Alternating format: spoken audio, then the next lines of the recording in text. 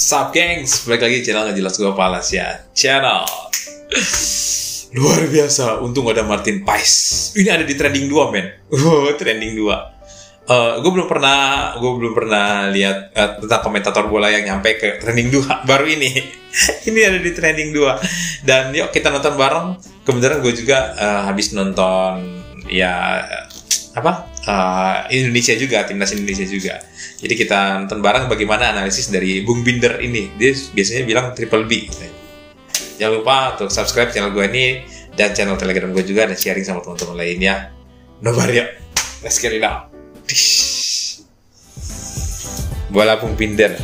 Saya ingin memberikan analisa dari pertandingan babak kualifikasi Piala Dunia tahun 2026 zona Asia round 3 dari grup C antara Indonesia. Dan seperti yang saya jelaskan teman-teman di konten preview untuk pertandingan ini, bahwa yang penting para pemain Indonesia tidak boleh melakukan satupun kesalahan yang nantinya bisa saja dimanfaatkan oleh para pemain Australia untuk kemarin agak lumayan banyak kasih kesalahan. Selain itu juga saya menjelaskan bahwa yang paling penting bagi para pemain kita adalah bisa melakukan pressing di lini tengah untuk memulai sebuah proses. Kemarin agak susah juga sih karena pressing di lini tengahnya, karena bermain di depan punya kecepatan. Dengan yang biasa diturunkan oleh Shin Taeyong adalah Ragnar Oratmangun dan juga Rafael Strijk.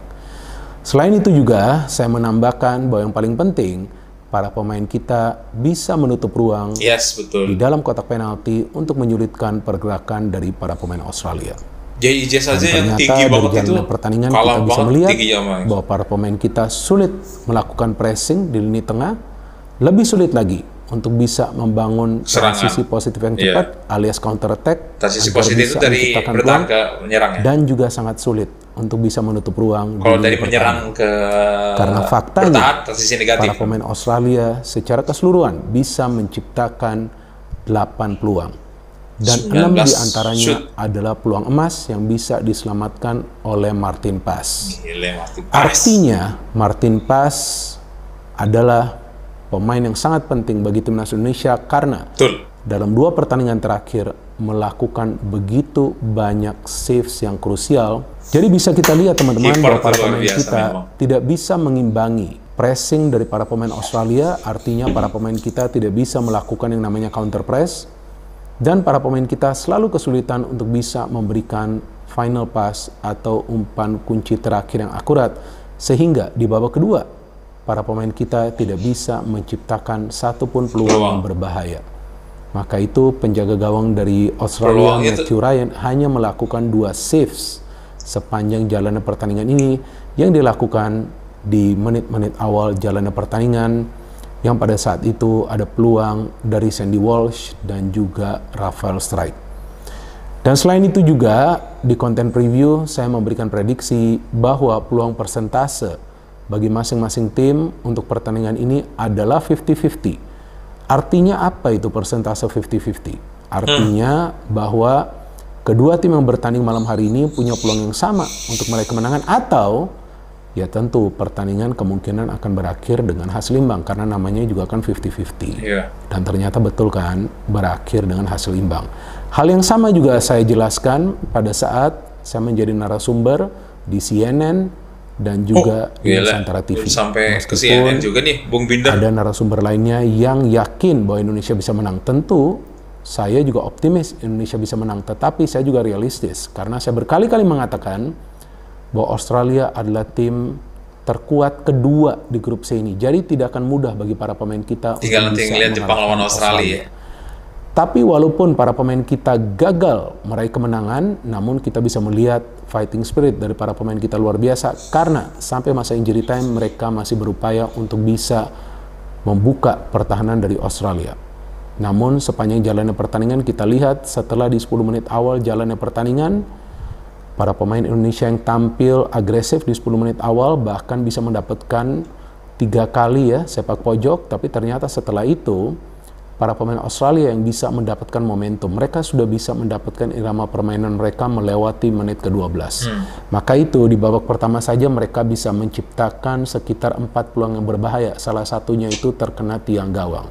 Artinya apa? Artinya pada saat para pemain Australia bisa melakukan pergerakan sampai ke ruang pertahanan kita dengan mengandalkan passing mereka, berarti memang pressing dari para pemain kita di tengah itu lemah. Kurang, ya. Ya artinya memang para pemain Australia ini sepertinya sudah tahu skema dari Indonesia itu akan melakukan pressing, kemudian akan bermain counter attack karena berkali-kali mereka bisa intercept passing yang dilakukan oleh para pemain Indonesia dalam upaya membangun sebuah proses counter attack. Jadi memang pada saat para pemain kita lebih sibuk berada di area pertahanan, maka para pemain Australia terlihat bermain dengan garis pertahanan yang tinggi. Mereka coba untuk memblok upaya dari para pemain Indonesia mulai dari lini pertahanan Indonesia. Maka itu kita lihat pemain seperti Calvin Verdong dan juga Sandy Walsh akhirnya lebih sibuk berada di ruang pertahanan. Betul. Daripada mereka. Tapi Verdong juga gila sih. Overlap pun Verdong itu dari para pemain Carvajal-nya Indonesia baik. Itu. Dan dari starting lineup ini yang menarik bahwa keputusan dari Sintayong adalah untuk memainkan Marcelino Ferdinand. Iya. Dan saya harus jujur bahwa Marcelino tampak tidak klik. Betul. Ya, tidak mengecewakan. Tidak klik karena beberapa kali dia ya? sulit untuk bisa memberikan passing yang akurat. Beberapa kali dia justru melakukan error yang memberikan peluang bagi para pemain Australia untuk kembali menguasai bola.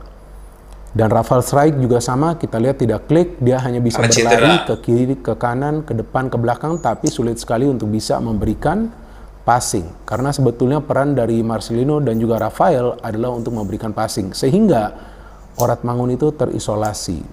Dia tidak bisa juga mendapatkan bola yang dia perlukan untuk juga bisa melakukan penetrasi ke ruang pertahanan dari Australia. Selain itu juga menarik bahwa Sintayong memilih memainkan Ivar Jenner dan juga Nathan di tengah. Artinya menaruh dulu Tom Hay di bangku cadangan. Dan ternyata saya juga tidak melihat peran yang besar yang bisa diberikan oleh Ivar Jenner ya. Beberapa kali juga dia kehilangan bola dan dia tidak banyak melakukan pergerakan yang progresif. Sehingga tampak para pemain kita lebih fokus untuk membangun serangan dari kedua sektor sayap yang sebetulnya bisa dibaca juga oleh para pemain Australia. Namun sebaliknya lini pertahanan kita sangat solid. Rizky Ridho dengan Bang Jayadi luar biasa permainannya. Justin Hubner okelah agresif, tapi beberapa kali juga dia kartu kuning dia. Tampak kesulitan untuk bisa mengimbangi kecepatan dari para pemain Australia. Dan yang menariknya di babak kedua itu Sintayong ada melakukan beberapa pergantian pemain seperti Witan masuk. Witan juga saya melihat nggak klik ya, walaupun dia bisa memberikan satu umpan kunci. Dan ada juga Tom Hay masuk, tapi dia lebih sibuk dalam bertahan karena itu dia para pemain Australia itu sudah bermain dengan garis pertahanan yang tinggi dan mereka sudah mendapatkan momentum. Kan saya katakan di konten preview bahwa para pemain kita harus bisa mengatur tempo, tapi para pemain kita tidak bisa mengatur tempo sehingga mereka tertekan terus-menerus. Dan saya pikir ya untung juga nih Martin Paes sudah bisa bermain di dua pertandingan awal di round 3 lawan Saudi dan juga lawan Australia. Kalau enggak saya gak yakin sih Indonesia akan bisa mendapatkan total 2 poin dari 2 pertandingan awal. Dan sebetulnya ini juga bukan berarti kiamat bagi timnas kita, enggak juga. Bagus juga bisa mendapatkan 1 poin, tapi yang menjadi persoalan adalah cara bermain. Karena bermain di kandang sendiri justru timnas kita digempur habis-habisan. Ya buset dah. Bisa saja tadi Australia mencetak gol di masa beda 133 sama 25 beda 110. Ada Wahyu Pras juga yang masuk ya kan, nggak begitu buruk juga permainannya, tapi dia melakukan satu pelanggaran yang sebetulnya tidak perlu. Wahyu Pras juga Arhan diberikan kesempatan untuk bermain, energinya luar biasa, kecepatannya bagus, tapi ada satu momen counter attack dia tidak bisa memberikan passing yang akurat kepada Ragnar. Jadi banyak pemain dari timnas Indonesia yang diberikan kesempatan bermain di pertandingan malam hari ini melakukan kesalahan. Jadi saya nggak ngerti apakah mereka tidak tenang sehingga mereka tidak bisa mengalirkan bola dengan baik ya. Padahal bermain di kandang sendiri itu seharusnya kan bermain lebih rileks ya, bermain lebih tenang ya. Mungkin juga mereka perbedaan peringkatnya Bang kejauhan berhadapan dengan salah satu tim yang kuat di grup C ini sehingga memang koordinasi untuk menyerang itu tidak begitu rapi. Padahal kita punya pemain-pemain yang punya speed, punya juga kekuatan fisik, tapi karena memang terlambat dalam mengambil keputusan atau terlalu cepat dalam mengambil keputusan, maka itu timnas kita di pertandingan malam hari ini sulit sekali untuk bisa menciptakan peluang. Dan juga terlihat jelang pertandingan berakhir di sisa 15 menit, ya para pemain kita memang sudah benar-benar fokus untuk bertahan dan main counter attack. Nah inilah yang diinginkan oleh para pemain Australia, yaitu untuk mengurung para pemain Indonesia di ruang pertahanan sendiri. Dan pada saat mau keluar pun sulit. Kenapa? Karena transisi itu tidak bisa lagi cepat yang dibangun oleh para pemain kita. Karena kan sisa 15 menit ya, sebelumnya sudah terkuras juga tenaga mereka. Karena lebih banyak menutup ruang pada saat para pemain Australia tampak begitu mendominasi jalannya pertandingan. Dan para pemain Australia itu sudah paham, mereka harus lebih banyak memberikan umpan-umpan silang.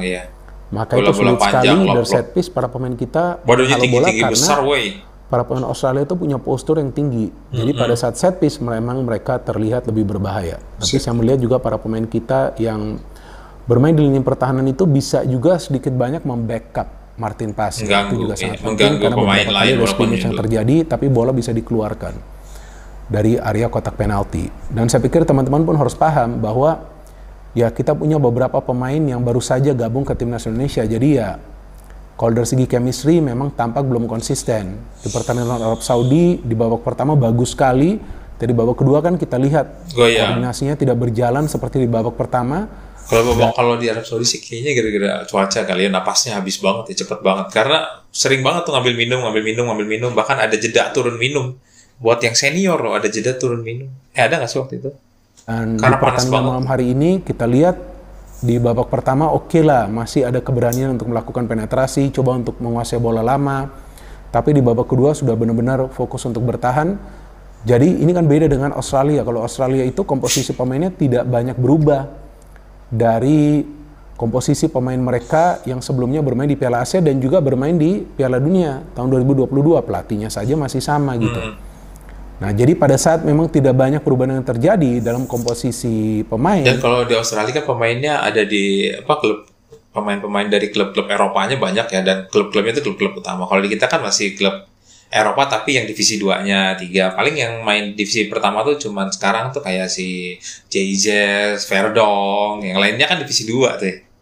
Jadi ya chemistry di antara para pemain Australia dan skill-nya juga memang masih agak-agak jauh sih. Dan memang para pemain Australia seperti yang saya jelaskan nggak akan bermain mengandalkan kecepatan, enggak. Mereka bermain slow possession tapi mereka bisa memberikan passing-passing yang akurat.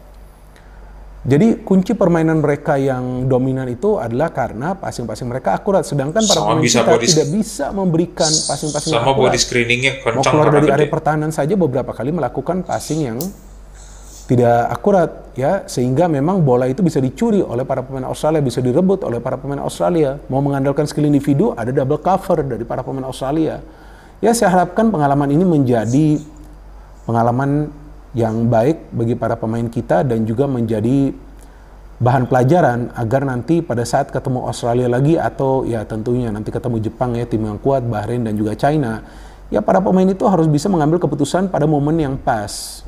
Nah inilah yang selama ini saya perhatikan mereka sulit lakukan. Saya pun menginginkan Indonesia meraih kemenangan, bahkan pada saat saya ditanyakan prediksi di Nusantara TV saya mengatakan ya saya pengennya Indonesia menang. Ya kalaupun menang prediksi saya 2-1 atau 1-0. Ini tipis, udah pasti tipis kalau ada tim yang menang. Tapi saya pikir ya para pemain kita harus puas juga dengan hasil imbang. Paling tidak ya gak mengalami kekalahan dari 2 pertandingan awal. Artinya ya peluang itu masih ada untuk minimal lolos ke round 4. Dan saya dari awal memang sudah melihat bahwa kesulitan nanti bagi para pemain kita adalah untuk bisa keluar dari area pertahanan. Karena dengan menutup ruang, para pemain Australia itu juga bisa mencegah para pemain kita untuk membangun transisi mengandalkan kecepatan. Jadi beberapa kali itu mereka juga bisa melakukan foul, tactical foul, untuk bisa menghambat counter attack dari para pemain Indonesia. Dan bagi saya teman-teman, man of the match dari pertandingan malam hari ini jelas adalah Martin Paes yang menyelamatkan Indonesia dari kekalahan, dan oleh karena itu Indonesia kembali mendapatkan 1 poin dari pertandingan kedua di round 3 ini.